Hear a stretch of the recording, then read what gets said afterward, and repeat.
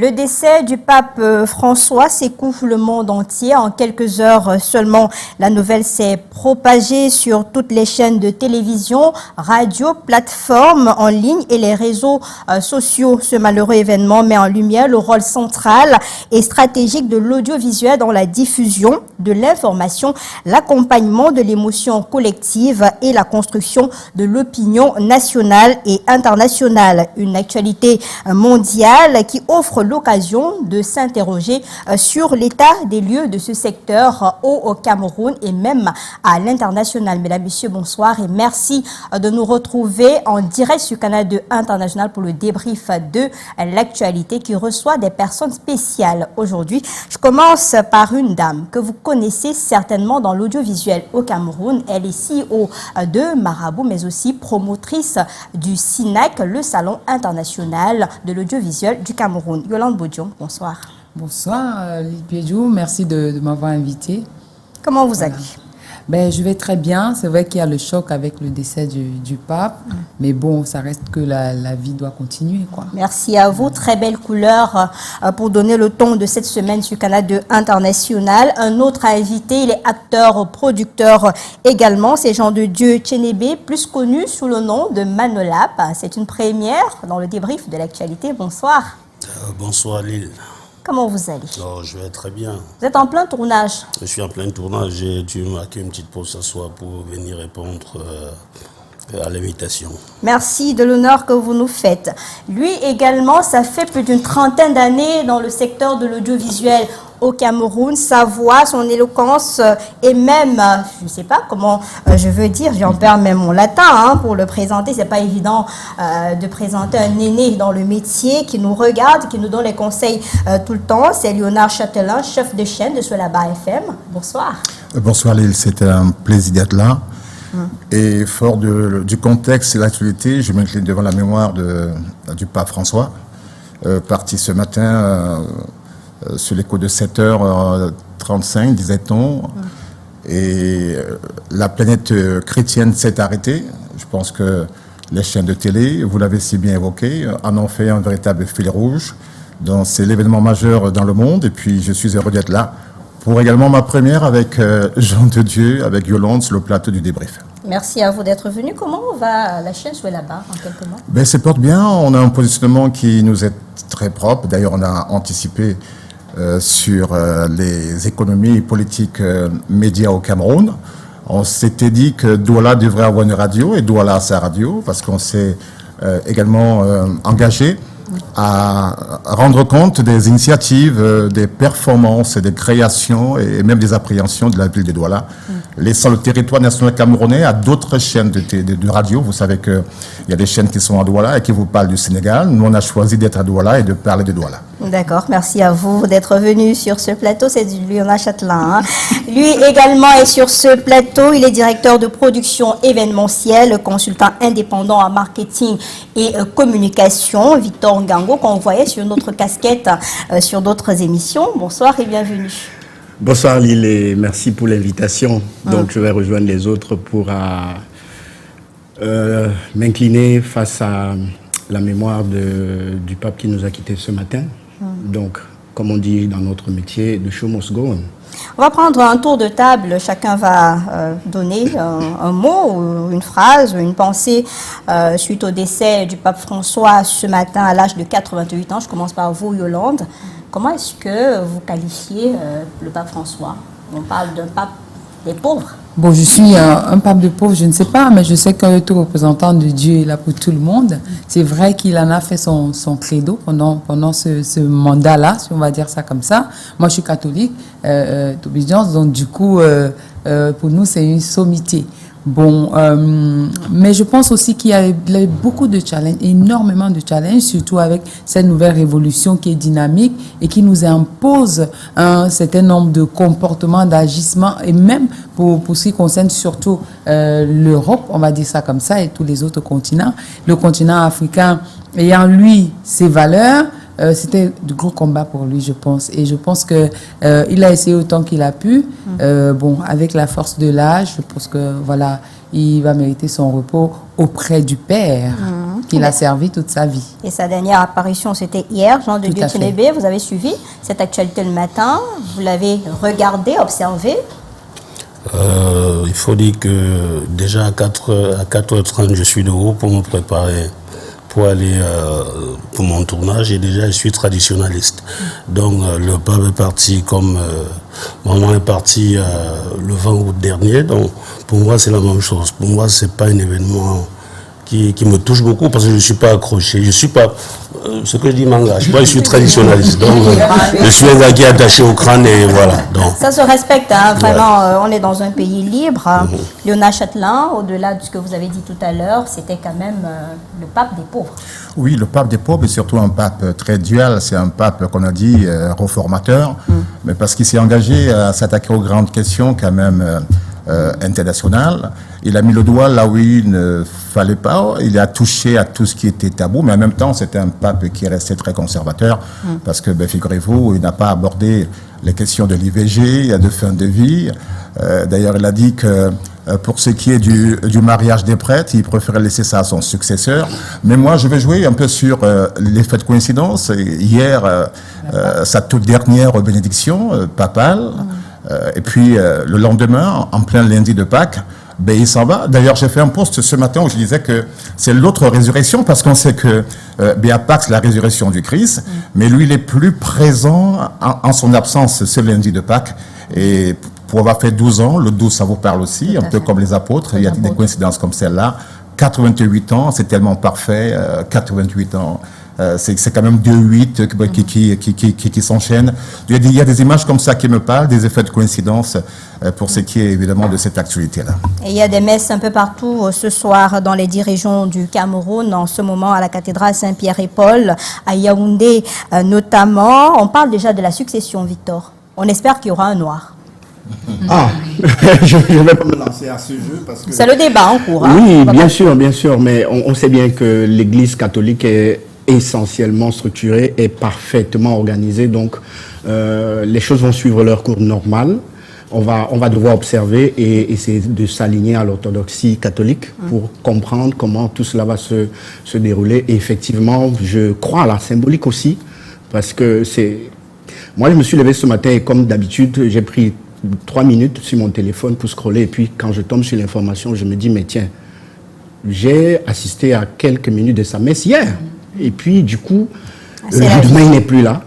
Ça fait comme s'il était à côté de moi, et puis on me dit, le pape n'est plus. En tout cas, vous aurez un dossier tout à l'heure dans le 19h50. Demain, le débrief de l'actualité, ce sera spécial hommage avec les hommes de Dieu sur ce plateau et les journalistes également. On revient sur la thématique centrale de ce jour, le Salon international de l'audiovisuel du Cameroun. Ce sera donc du 26 avril au 1er mai au Parcours Vita, parrainé par le ministre de la Communication du Cameroun.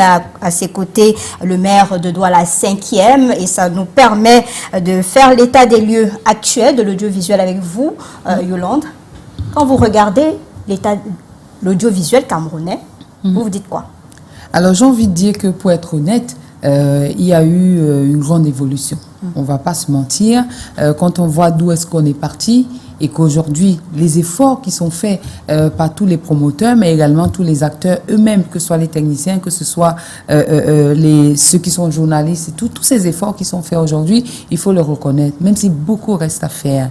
Beaucoup reste à faire parce que, étant dans un monde aujourd'hui qui est totalement ouvert, le téléspectateur aujourd'hui a le choix, l'auditeur a le choix. Il faut réfléchir autrement aujourd'hui pour le conquérir. Ils sont devenus plus exigeants qu'avant, où on avait 1, 2, 3 médias et tout. Mais là, il y a une belle évolution. Et je pense que c'est cette évolution qui justifie certainement qu'il y ait beaucoup d'engouement, même aujourd'hui, quand on parle de l'audiovisuel, même aussi bien dans les écoles que même toute la jeunesse qu'on peut voir. Jean de Dieu Tchénébé, au Cameroun, le secteur de l'audiovisuel, pour ce qui est du privé, commence avec des contenus, des sketchs. Aujourd'hui, c'est une révolution pratiquement de la télévision, des contenus. Vous, comment vous appréciez cette évolution-là On parle des sketchs, des petits films, de vous les acteurs. C'est vous qui faisiez le contenu des télévisions. Aujourd'hui, tout le monde se retrouve dans cet audiovisuel-là. Oui, mais comme Yolande a dit tout à l'heure, il y a une aide d'évolution, mais il y a des problèmes à côté. Est-ce qu'on est accompagné? Non. Il y a une aide d'évolution parce que les producteurs, entre guillemets, indépendants se battent au quotidien pour pouvoir produire quelque chose. Mais est-ce que sur place, il y a des entreprises qui acceptent d'accompagner? Est-ce qu'il y a des entreprises qui croient vraiment à notre culture?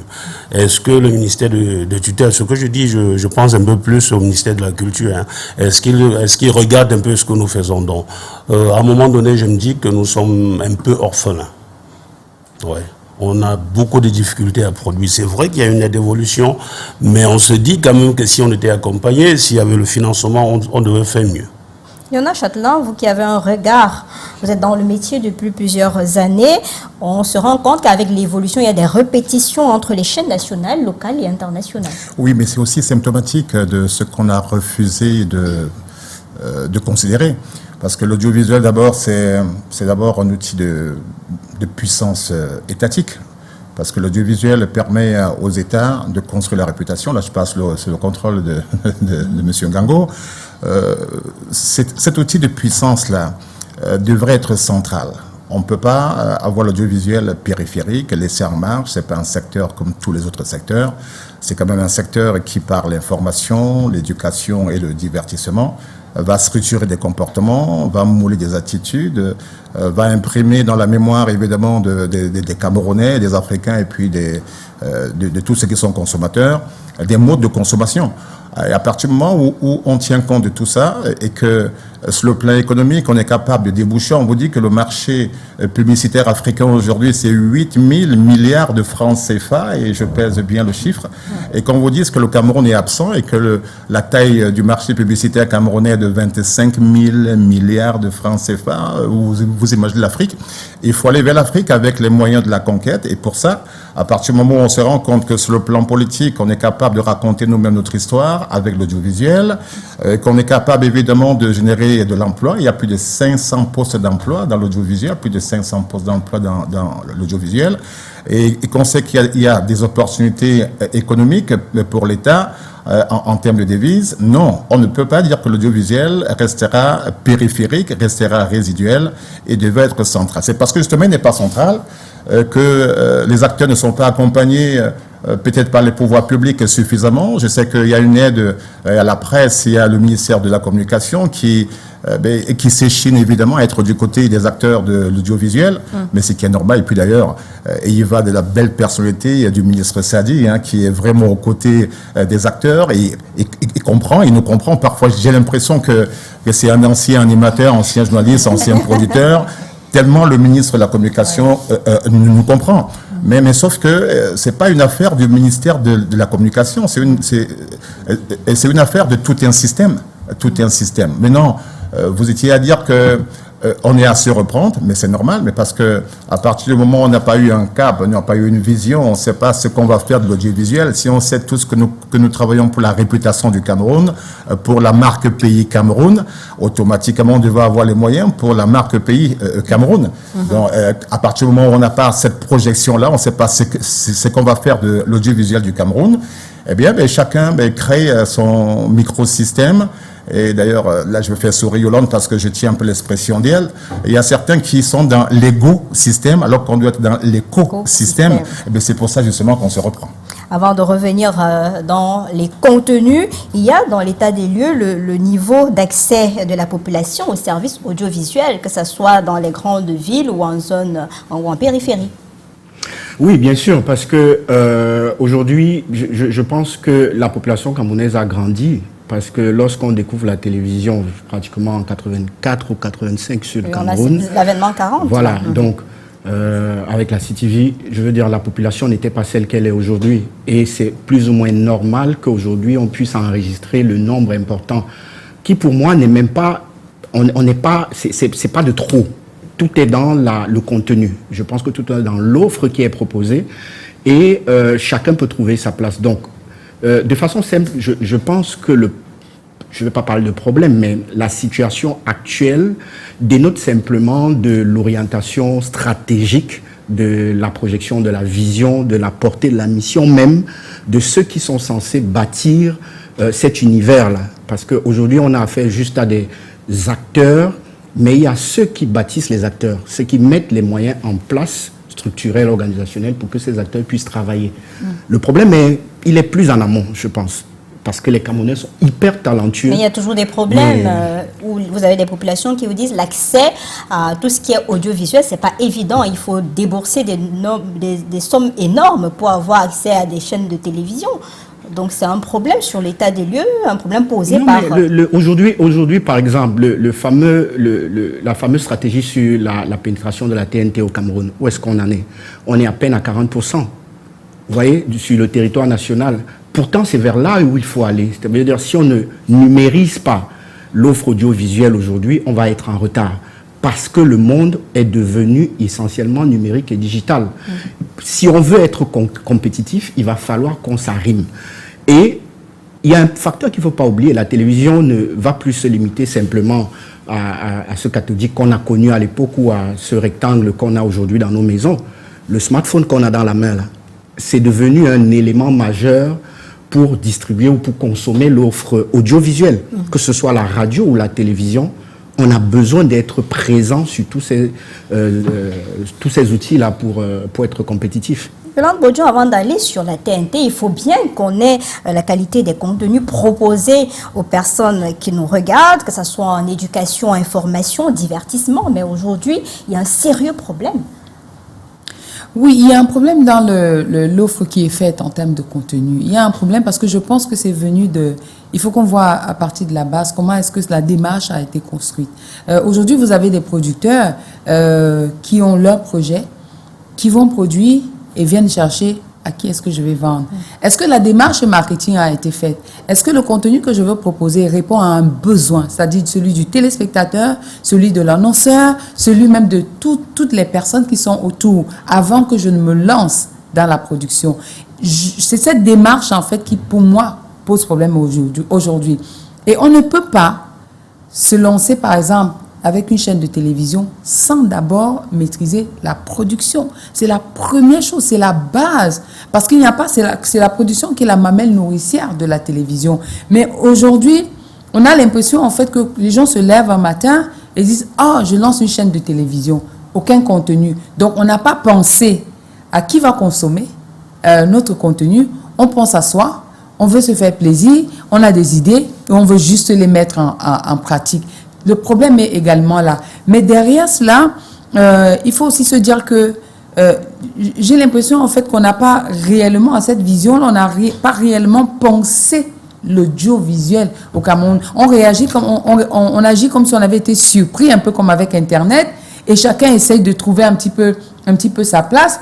D'où la répétition des mêmes contenus, c'est pas forcément novateur. Le téléspectateur se retrouve à zapper, tombe ici même chose, tombe la même chose, non pas parce que il n'y a pas du génie, mais simplement parce que peut-être on refuse d'adopter la démarche marketing qu'il faut répondre à un besoin. Et pour moi, c'est ça le véritable problème pour ce qui concerne la production. Maintenant, pour les autres problèmes, on a parlé de la diffusion, notamment l'accès à la télévision pour tout le monde. La TNT sera vraiment la solution. Et je pense que l'État du Cameroun est en train de travailler dessus. On nous aurait même dit que cette année, ce serait mis en place. Les autres pays en Afrique l'ont déjà implémenté, ont déjà mis ça en place. Nous espérons que ça va arriver. Et je pense que même la démarche, par exemple, il parlait du ministère peut-être qui n'accompagne pas et tout le reste. Tout le système va être mis en branle et ce sera donc le moyen de s'asseoir ensemble parce que malheureusement, quand on prend les décisions qui concernent l'audiovisuel, les acteurs de l'audiovisuel ne sont pas souvent impliqués. Du coup, on fait les choses contre eux et ça crée donc cette barrière-là. On se plaint du contenu, mais est-ce que c'est facile de produire aujourd'hui, vous qui êtes dans le secteur?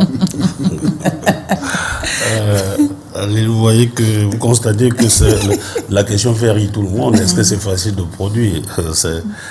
C'est vraiment difficile, Mais je vais revenir sur quelque chose d'assez important. Yolande a parlé tout à l'heure des productions.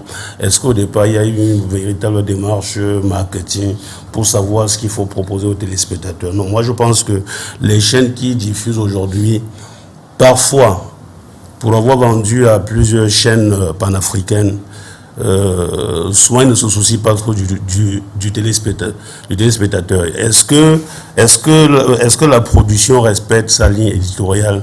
Ils acceptent.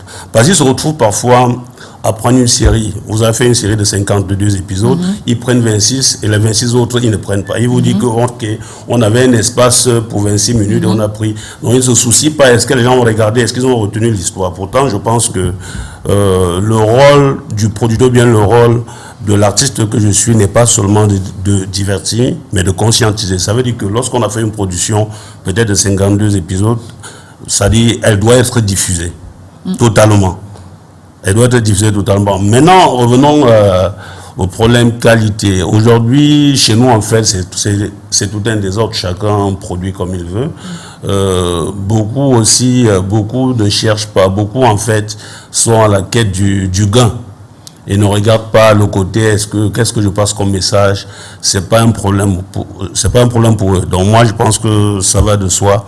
Et je pense que si les trucs étaient bien structurés et que chaque fois, pour faire une production, il fallait passer. C'est vrai qu'aujourd'hui, le ministère de la Culture a mis un système sur pied.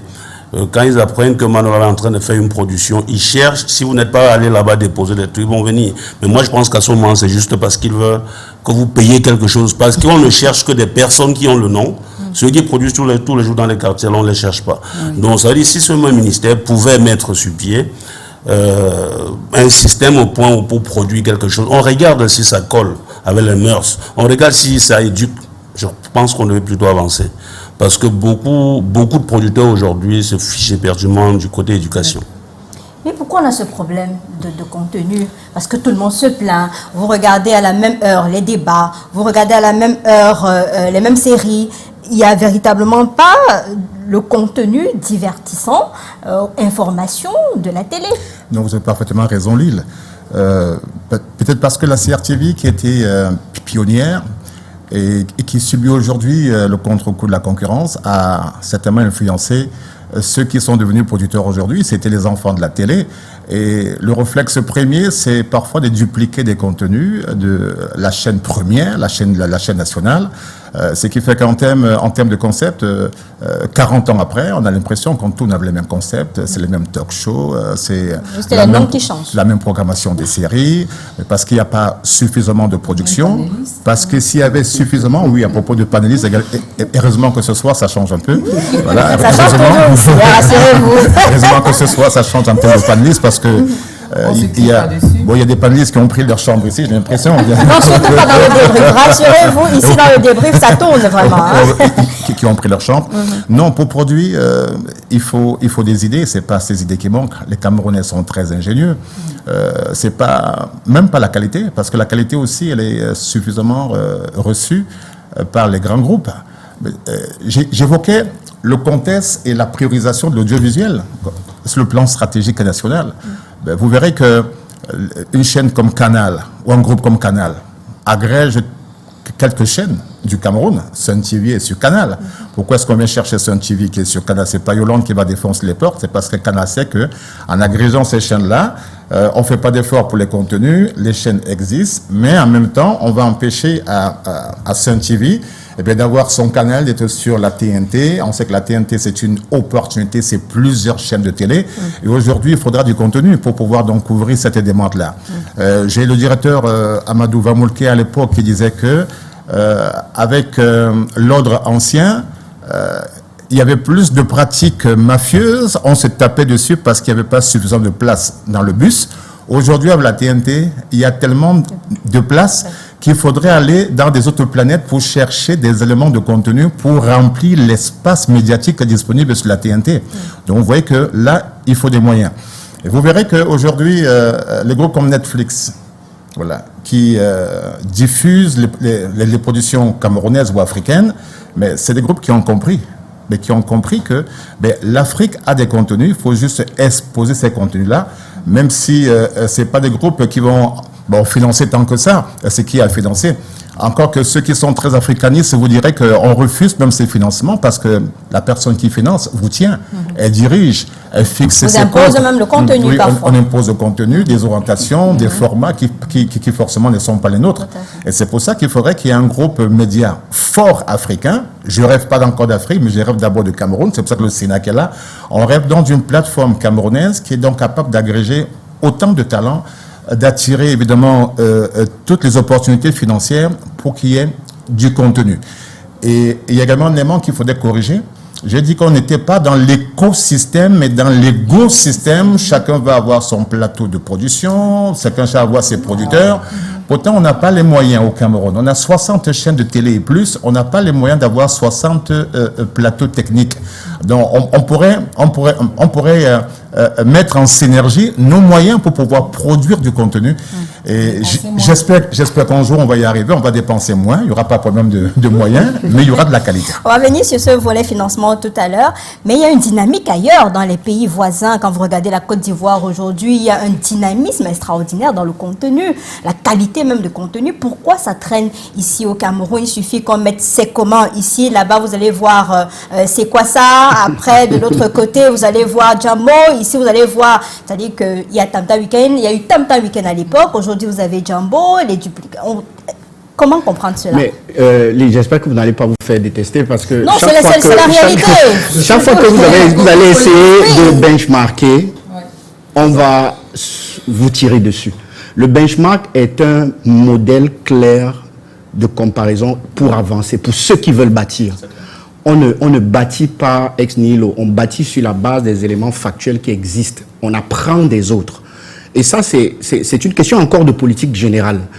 Je ne vais pas entrer dans les détails parce que je ne suis pas certain de les avoir concernant la Côte d'Ivoire. Mais évidemment, lorsque vous prenez votre télécommande et vous commencez à zapper, au moins sur la sphère francophone, vous allez vous rendre compte qu'il y a encore du travail pour le Cameroun en ce qui nous concerne. Lionel Châtelain parlait de production. Il y a ce problème de collaboration qui n'existe pas. Il y a, au mois de novembre, moi j'ai participé à un forum parce que ce qu'il faut dire, c'est que pour avancer, on a besoin des plateformes comme des rencontres, là, ces forums, ces salons pour avancer. Moi j'ai participé à un forum à l'étranger et l'une des choses qui ressort de ce forum, on vous dit clairement que dans les 5-10 prochaines années, la télévision va être en difficulté. On vous parle de la télévision. Pour ceux qui ne vont pas se réinventer, pour ceux qui ne vont pas s'adapter et ceux qui ne vont pas réfléchir en termes d'intégration de contenu et d'offres. Parce qu'aujourd'hui, je reviens encore sur l'aspect du numérique, c'est qu'aujourd'hui, le smartphone, peut-être par déformation de là où je viens, le smartphone que vous avez dans la main est un élément puissant de diffusion et de consommation de contenu. Il faut peut-être qu'on pense aussi à l'innovation, à la diversification, parce que si un acheteur prend juste 50% de ce que vous avez produit, d'ailleurs je ne sais pas pourquoi, 50% de ce que vous avez produit, qu'est-ce qu'on fait des autres 50%? Il faut aujourd'hui aller dans la logique de la segmentation du dissécage. Disséquer. Bref, du découpage de ces contenus, peut-être pour imaginer des petits bouts, ça va être difficile dans le cinéma, mais d'imaginer des petits bouts de ces productions pour aller à la conquête du monde. On ne peut pas rester sur le Cameroun et espérer toujours se faire de l'argent ou gagner de l'argent, encore que les budgets publicitaires sont... Bon, ok. Donc, on ne pourra pas le faire. Je vais vous accuser, parce que vous étiez dans une autre maison, là. Non, je veux dire, on ne pourra pas parce que il va falloir diversifier et aller chercher l'argent ailleurs. Parce que si on veut rester sur le Cameroun, l'enveloppe est hyper petite, la cagnotte est insuffisante pour satisfaire ceux qui font bien là présentement. Donc, c'est un problème réel. Et on se retrouve dans ce problème-là, Yolande, parce qu'il y a forcément des enjeux techniques et infrastructurels. Est-ce que le Cameroun que vous regardez aujourd'hui a les infrastructures nécessaires pour une couverture audiovisuelle optimale? C'est ça aussi. Hein? La réponse est non tout de suite. C'est-à-dire qu'on va pas se mentir. Et je suis d'accord que ce ne sera jamais possible si on va de manière égoïste, isolé. C'est la raison pour laquelle ce salon est mis en place, parce qu'il s'agit aujourd'hui de travailler ensemble, de trouver ensemble des solutions pour pouvoir s'internationaliser, qu'on évite d'être absorbé par tout ce qui arrive de l'extérieur, qu'on évite d'être à ce qu'on nous impose le prix. Quand il parle de ces séries, à combien il les vend? Il est obligé d'accepter, alors que s'il y avait un groupe et que quelqu'un venait dire, nous, voici ce que nous vous proposons, le groupe dirait non, ou c'est ça, à prendre ou à laisser. On n'a pas de... je pense que même pour ce qui concerne le cinéma, les gars se débrouillent. C'est-à-dire que même faire les repérages des sites et tout ça, c'est compliqué. Nous-mêmes, en tant que producteurs, moi, quand je me souviens, en 2012, quand je crée la Marabout et que je crée ce studio, je vais vers tout le monde pour dire, j'ai un studio, venez produire chez moi, ça va vous coûter beaucoup moins cher. Ah non, donc c'est pour elle, quoi. Ce sont ces comportements-là, ces agissements-là qui, malheureusement, minent le secteur. On veut aller de manière individuelle, ça ne marchera jamais. La solution ne peut venir que de ce que nous nous mettions ensemble, que nous parlions le même langage, et on se plaint de ce que l'État ne nous accompagne pas. L'État n'accompagne pas les individus. L'État accompagne les communautés. Donc si on se met en communauté et nous connaissons nos problèmes, parce que ce n'est pas à l'État de réfléchir à nos problèmes. L'État ne réfléchit pas à nos problèmes, l'État cherche des solutions. Donc réfléchissons à nos problèmes en communauté.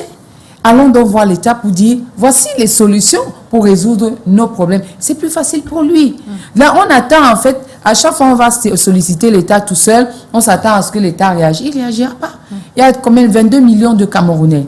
Il y a trop de problèmes. Ah ben voilà. Donc, il y a trop de problèmes. Est-ce que l'audiovisuel aujourd'hui est prioritaire? Peut-être que oui. Mais est-ce que les acteurs sont conscients de ce qu'ils ont une âme qui est puissante et que pour changer les choses, ils ont besoin d'être ensemble? C'est ça la question. Donc aujourd'hui, ce n'est pas possible ce que nous vivons, mais je ne peux pas, moi, personnellement, tirer sur l'État. Je tire sur nous d'abord, parce que nous ne faisons rien pour pouvoir imposer ce que nous avons, parce qu'on va en rendre dispersé. Est-ce qu'on fait des coproductions? Parce qu'ailleurs, on a vu des chaînes de télé travailler avec des producteurs. Est-ce qu'on fait des coproductions pour faciliter en termes techniques, infrastructurels? Est-ce que c'est possible? Bon, personnellement, je n'ai pas encore fait une coproduction depuis pratiquement 30 ans que je travaille. C'est l'autoproduction. C'est vrai que en 2016, il y a une chaîne panafricaine qui avait proposé faire le préachat, qui est une autre forme de coproduction. À l'époque, je n'étais pas très d'accord parce que les conditions ne m'arrangeaient pas. Parce que je ne peux pas créer l'œuvre tout seul. On vient parce qu'on doit mettre un peu d'argent. On me dit qu'on doit confisquer l'œuvre pendant 10 ans. Et la façon de diffuser n'était pas d'ailleurs très bonne. Donc, je pense que quand on fait l'œuvre, au-delà de l'argent qu'on recherche, on veut quand même que l'œuvre passe partout. L'œuvre doit être connue. Donc, mais je pense, nous sommes en pourparlers. Je suis en pourparlers avec Ebenezer. Nous allons faire une coproduction. Oui, avec Ebenezer. Le débrief, c'est ça. Donc, on est en train de réfléchir sur une coproduction, pas Ebenezer seul, avec Blaise Option aussi. Donc, on pense faire quelque chose de fort. Faire une véritable production qui doit porter les ténors camerounais, pour que nous donnons aussi la possibilité à ces jeunes de travailler. Donc on pense faire une série très forte. Et le matériel, vous les prenez où? Le matériel technique? Bon, le matériel aujourd'hui, chacun se bat comme il peut. Hein. Ça dit que chaque maison de production a son matériel et voilà. Donc, je pose cette question justement parce que je voudrais aller vers Léonard Châtelain. Les chaînes aujourd'hui au Cameroun ont du mal à faire un petit direct à 2 pas. Parce qu'il n'y a pas de matériel, il n'y a pas d'infrastructure. Et il y a les exigences de savoir qu'il y a incendie. Là, on vient en direct, un peu comme le pape est décédé. Là, vous voyez, toutes les chaînes sont en simultané, pratiquement, parce qu'il y a du matériel pour travailler et intéresser le consommateur. D'abord, pour ce cas, la mort du pape, c'est pas le jour où le pape décède. Évidemment qu'on prépare les contenus. Toutes les plus grandes chaînes ont préparé la mort du pape il y a très longtemps. Bon, mais je vous comprends. Pourquoi est-ce qu'on ne réussit pas ce direct-là? Peut-être aussi parce qu'on n'a pas l'expertise. on peut avoir le matériel. Il y a une course vers le matériel de dernière génération. C'est un peu comme les voitures au Cameroun. Et quand vous faites un petit tour à Douala, Yaoundé, Konsamba, Bafoussa, Messepa et Bolova, vous voyez à peu près les rutilantes là, qui sont sur nos routes. Et il va de même pour le matériel de l'audiovisuel. Nous avons le matériel dernier cri, mais est-ce qu'il est exploité de manière assez, de manière optimale? C'est pas. Donc il faut se former à la performance et même se former à l'excellence. Tant qu'on aura un ancien ami d'un directeur photo qui l'a vu travailler pendant quelques temps, a appris 2 ou 3 cadrages, et parce que il va travailler avec des gens de Dieu, Dieu parle en lui, il va lui dire viens travailler avec moi. Oui, ça peut peut-être l'amener à travailler sur le tas, mais sauf qu'on va y arriver sur le tard, parce que ça prendra plus de temps encore pour pouvoir être compétitif. Maintenant, je reviens sur la chute des gens de Dieu tout à l'heure. Il disait qu'il ne sait pas pourquoi est-ce qu'il propose 50 épisodes. Bon, on n'en prend que 26. Et quand on sait que ça part d'une idée, ça part d'une histoire, ça part d'un narratif, ça part d'une trame qu'il faut raconter en 50 épisodes, on ne peut pas retenir uniquement 25. Pourquoi on retient 25? Mais parce que peut-être vous, en allant évidemment vers ce partenaire-là, vous n'avez pas appris de ses codes, de ses formats, de ses attentes aussi. Donc, c'est pour ça qu'il faut toujours apprendre de l'écosystème avant que de se déployer. Et maintenant, comment est-ce qu'on fait pour avoir de l'argent? J'ai échangé avec lui tout à l'heure pour dire que en mutualisant les énergies et les moyens de production. La preuve, si on est en coproduction, vous verrez que votre cadreur, il va travailler avec vous, il ne peut pas chômer. Pourquoi il ne chôme pas? Parce qu'il est sur une plateforme intégrée qui agrège les compétences. Il peut tourner toute l'année sans avoir un mois de répit. Il peut tourner avec vous 2 mois, mais après il va reprendre un autre projet. Si ce n'est pas dessiné ainsi, s'il n'y a pas cette projection-là, on perd beaucoup en temps.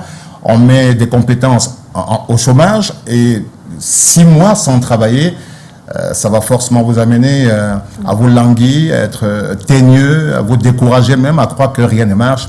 Mais peut-être aussi, il faudrait faire marcher autrement. Et là, je chute dessus. Pour dire qu'il ne faudrait pas avoir dans ses lunettes le territoire purement camerounais. Il ne faut même pas avoir l'Afrique. Aujourd'hui, on a dit, avec le smartphone, il faut penser monde. Est-ce que vous pensez en 7 secondes une série traduite en arabe pour l'Afrique du Nord, évidemment les pays arabes? Est-ce que vous avez pensé une tradition en Haoussa? Est-ce que vous avez pensé une tradition en chinois? Voilà où le marché, évidemment, va générer de l'argent. Ce n'est pas uniquement en parlant français et anglais, et puis avec quelques langues nationales qui ne sont pas audibles et intelligibles par les autres qui attendent ce film-là. Ils voient uniquement des images, mais sans qu'on ait un support pour pouvoir traduire ça. Local en acte global. Yes. Voilà. Et derrière tout ça, il y a les enjeux financiers. Il y a l'affaire d'un cap là. Le mode de financement des médias audiovisuels au Cameroun, c'est compliqué. Déjà, je vais vous dire quelque chose, une information que j'ai aussi eue, toujours dans mes marches. Est-ce que vous savez que l'organisation des Jeux Olympiques Paris 2024 ont été gérées par 5 agences qui se sont mises ensemble pour aller en compétition avec les Américains. 5 agences françaises. Et ils ont créé une structure qui s'appelle Panam 24. Donc, ils ont dû se mettre ensemble pour mettre une barrière face aux plus costauds. Et du coup, ça a été plus simple et plus facile de faire confiance à une structure 100% française qui était déjà là, qui existait, pour aller travailler. Maintenant, en matière de financement, je pense, et c'est un peu ce que je disais tout à l'heure aussi, c'est que si on ne va pas chercher dans la diversification, si on ne va pas chercher dans l'originalité, dans la simplicité, dans les partenariats, on va à chaque fois avoir l'impression que c'est lourd. Pourquoi est-ce que Canal 2, qui a peut-être plus de moyens que je ne sais pas quelle autre on n'a pas chaîne... les moyens, il ne faut pas dire des choses comme ça. Là. Non, on a besoin d'argent. Bon, ok. Pourquoi est-ce que CRTV, qui a plus de moyens que les plus petites, n'accepterait pas? Parce que je sais qu'elle est ouverte. Elle est ouverte aux collaborations. Je le dis parce que j'ai été parfois impliqué dans certains projets de production événementielle que la CRTV a accepté de coproduire. C'est ce que je dis. Donc, pourquoi est-ce que certains ne vont pas au contact de cette structure-là? pour dire j'ai besoin de ton studio 1, j'ai besoin de produire, j'ai besoin de ton Obi-Wan parce que j'ai des directs mais à faire. Victor, c'est parce que les gens ont des a priori. Les gens refusent de vivre eux-mêmes leurs expériences. Si moi j'étais restée à me dire ce que les gens disent de la CRTV, jamais je ne travaillerai avec la CRTV. C'est ça le problème. On refuse d'aller chercher l'information par soi-même. On se contente de ce que les gens disent et puis on se dit, oh, comme c'est la CRTV, ils sont souvent comme ça. Non, la CRTV accompagne, la CRTV achète les contenus, la CRTV fait des coproductions. Bien sûr. Canal 2 fait des coproductions. Moi, je me souviens quand je lance, quand je lance Engrenage, c'est en coproduction avec Canal 2 International. On refuse parce que malheureusement, on réfléchit égaux et on refuse de voir en fait que l'autre est une richesse. C'est ça notre problème. Et quand je le dis en lançant par exemple le SINAC ou en faisant les awards de la télévision du Cameroun, je dis non, ce n'est pas possible de continuer comme ça dans cet écosystème-là, avec cet écosystème, ce n'est plus possible. Il faut absolument que nous réfléchissions ensemble et qu'on arrête cette hypocrisie. Parce que c'est de l'hypocrisie. Ce que tu vas refuser, toi, derrière, l'autre va accepter. Et qu'est-ce qui va se passer? C'est qu'on va donc acheter plus bas et toi, on va te dire non, toi, tu es trop cher. Alors qu'en réalité, on est au même niveau de qualité. Tu ne peux pas sacrifier un contenu audiovisuel simplement parce que tu veux vendre des miettes ou bien parce que non. Moi je dis non. C'est pareil pour les annonceurs. Moi je dis non aux annonceurs parce que je refuse. Moi j'ai des annonceurs qui m'ont proposé des montants pour m'accompagner. J'ai dit mais laissez tomber, ne m'insultez pas parce que le travail que je fais, et c'est pour ça que je dis souvent, la qualité prend du temps. La qualité prend du temps. Ou vous achetez comme ça, ou vous laissez tomber. J'accepte de souffrir. Donc, moi, je pense que la solution va être aujourd'hui de réfléchir ensemble pour imposer, être une force de proposition et s'imposer sur le marché, entre autres pour ce qui concerne le Cameroun. Et qu'on voit également avec les entreprises, toi tu sors d'une entreprise, quand tu as fait un travail, d'abord les entreprises camerounaises te mettent toujours sur pression. Non, produisez, donc on préfinance tout, ça tue. Et parfois on fait même un an à te payer. Et pour qu'on te paye, c'est un problème. Il va falloir se mettre ensemble, aller voir l'État, pour que des choses soient mises en place, des mécanismes soient mis en place, tels que si au bout de 30 jours vous n'êtes pas payé, il y a des pénalités. C'est tout ça, mais ça n'arrivera jamais tant qu'on ira en rang dispersé. Il faut forcer. En 2 secondes, le poids de la publicité dans le secteur, parce que vous étiez de l'autre côté, et il y a eu beaucoup de difficultés dans ce secteur-là, en quelques mots. Non, je sais que l'audiovisuel vit essentiellement, selon les scientifiques, de la pub. Ok, mais comme je dis encore, la pub au Cameroun, c'est Big Five. On a à peine 5 gros annonceurs sur qui on peut s'appuyer pour bâtir une stratégie en termes de rentrée financière. Et si vous avez les 5 qui, elles, ont leur propre stratégie, parce qu'aujourd'hui, la plupart des annonceurs ont des agences de régie média avec lesquelles on travaille selon la législation, il faut le fonctionner ainsi. Et donc, lorsqu'on va chercher en termes de pression publicitaire, il y a le fameux argument de l'audience, des éléments savants de cette sorte, je suis d'accord, dans lesquels on doit donc pouvoir bâtir sa stratégie pour injecter de l'argent. Je vous prends un exemple.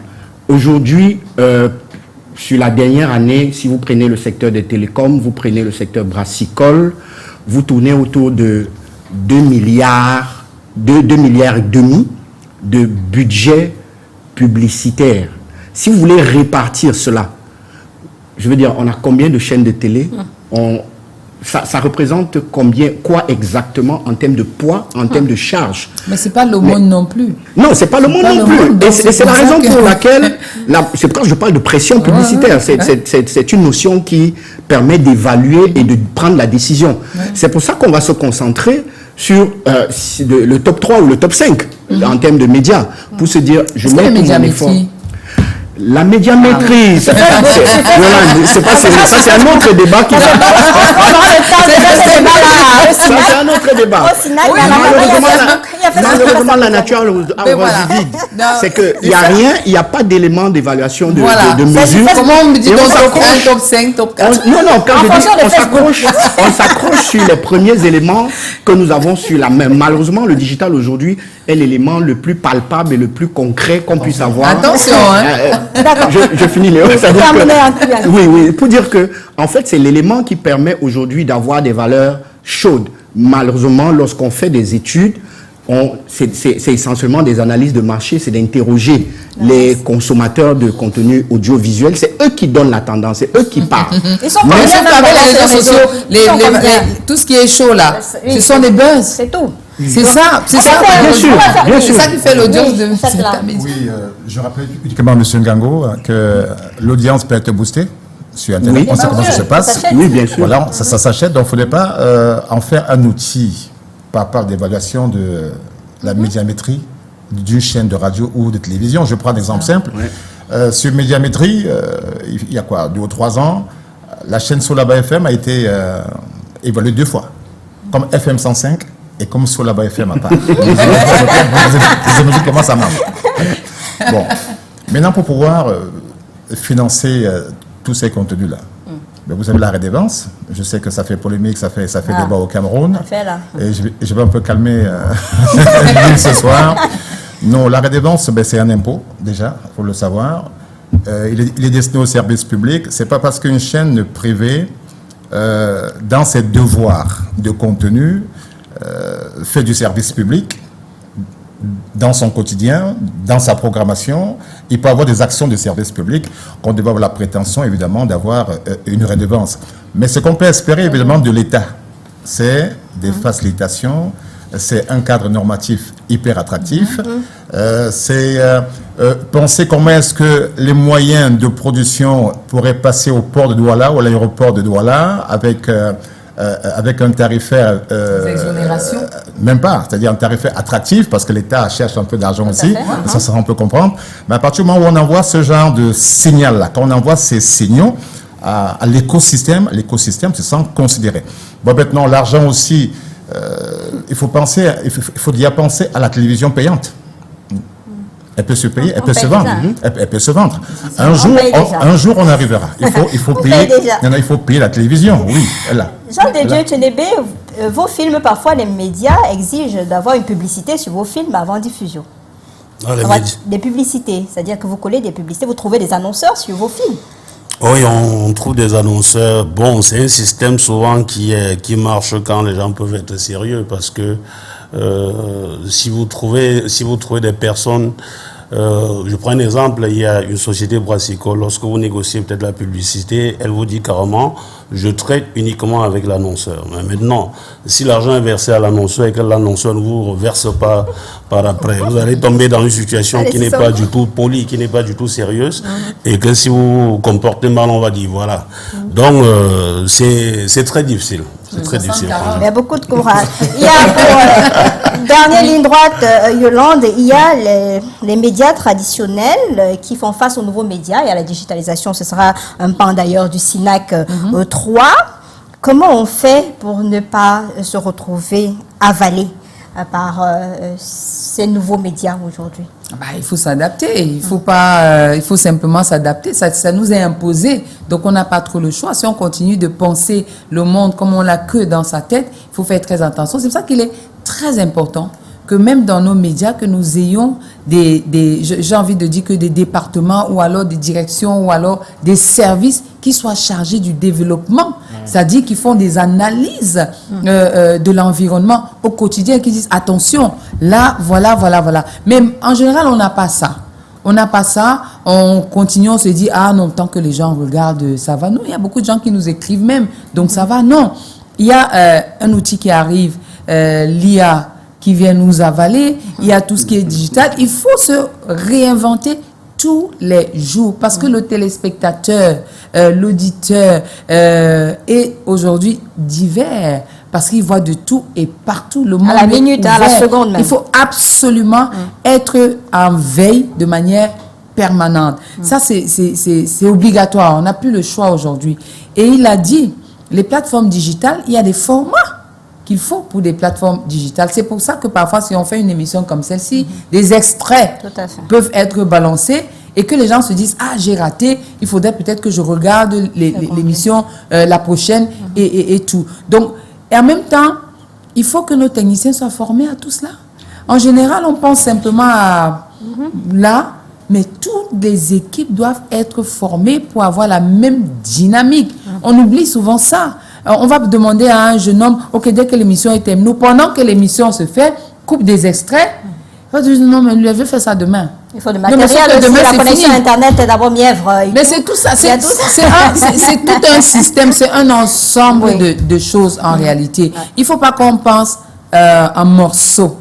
Il faut vraiment prendre le bœuf entier et maintenant de se dire dans le bœuf, il y a chaque pièce qui compte et ces pièces-là, il faut qu'elles soient ensemble pour que le système fonctionne. Donc, et je continue de dire que pour que l'État qui tient le système nous suive, c'est nous désormais qui devons aller vers l'État avec les propositions de solutions et même qu'on leur dise où est-ce qu'ils peuvent trouver de l'argent pour accompagner. Et Aussi quand on arrête de crier sur la redevance audiovisuelle, il y a d'autres moyens de trouver Pourquoi l'argent. c'est crier? Il a parlé Pourquoi de vous téléphone. donnez? Non, il a parlé de téléphone. Ce téléphone-ci aujourd'hui doit pouvoir financer l'audiovisuel, le privé.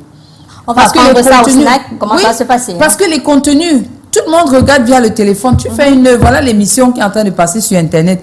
Est-ce que même les gens qui font Internet et tout ça,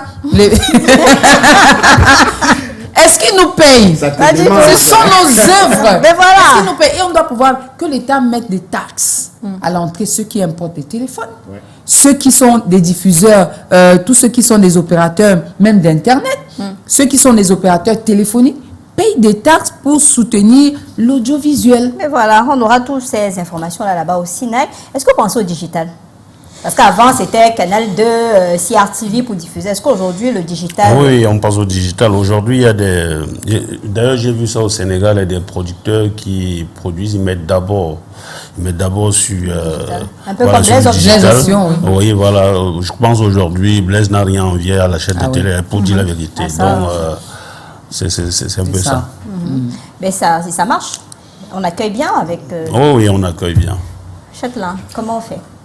D'abord, considérer que... On a peur de mourir. Hein. Non, Internet, le téléphone, la TNT, l'IA, c'est pas une baguette magique. Il faut d'abord régler le problème en amont, c'est la qualité, c'est l'écosystème qu'il faut organiser avant de se projeter. Parce que c'est les actions, c'est les politiques mises en branle qui ont leur extension via l'IA, qui sont optimisées via Internet. On ne va pas à Internet, évidemment, avec la médiocrité, espérant l'excellence. Ça ne crée pas la magie. Donc, pour ça, il faut pouvoir s'approprier d'abord cet outil-là. Et à propos de moyens, elle a dit Yolande, il faut absolument que les acteurs de l'écosystème se mettent ensemble pour pouvoir se projeter. Et là, j'ai un exemple. Quand on parle de Nollywood, ben, c'est quoi? C'est quand même c'est quand même la deuxième industrie mondiale du cinéma aujourd'hui. Il y a 10 ans déjà. Oui, il y a la deuxième. Juste derrière la Chine, même avant les États-Unis, je peux vous rassurer que là-bas, vous avez 60 000 personnes qui travaillent sans qu'il y ait le moindre appui bancaire, mais parce qu'entre eux, ils ont appris à lever des fonds. Il y a cette question pour vous. Les influenceurs et créateurs de contenu sur les réseaux sociaux sont-ils en train de redéfinir le paysage audiovisuel? Vous qui êtes sur la toile. Sur la toile, moi. Oui, bien sûr. Je vais pas trahir quelque chose ici. C'était pour rire un peu. Non, en fait, je ne vais pas dire qu'ils sont en train de réinventer les choses, mais je disais tout à l'heure que la nature a horreur du vide. Soit vous suivez le mouvement, soit, excusez-moi du terme, vous mourrez. Il va falloir qu'on s'accroche très vite. Maintenant, est-ce que même nos influenceurs, comme on les appelle, font le job tel qu'il faut? Vous savez, on a à peu près 87% de la population au Cameroun qui a un téléphone dans la main. Mais on n'a que 46% de pénétration d'Internet. Il y a encore un boulevard. C'est-à-dire que même pour les opérateurs de téléphonie, c'est tout un boulevard qu'il faut exploiter. Et il faut de la disponibilité.